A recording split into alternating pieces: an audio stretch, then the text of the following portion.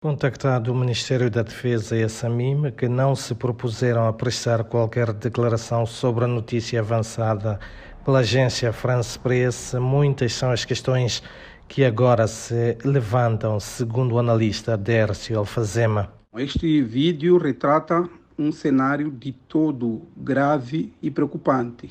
Não só esperamos que se esclareça exatamente do que se tratava, quem eram aquelas pessoas que estavam a ser julgadas ao fogo, mas também é importante compreender qual era a intenção destes supostos militares ou destas pessoas que estavam a praticar esse ato ao filmar e documentar isto. As forças regionais SAMIM, que combatem o terrorismo que já dura 5 anos na província moçambicana de Cabo Delgado, anunciaram em comunicado a abertura de uma investigação sobre o vídeo onde se vê soldados a atirarem cadáveres sobre um monte de escombros em chamas, e a nota faz apenas menção que os factos ocorreram em novembro do ano passado.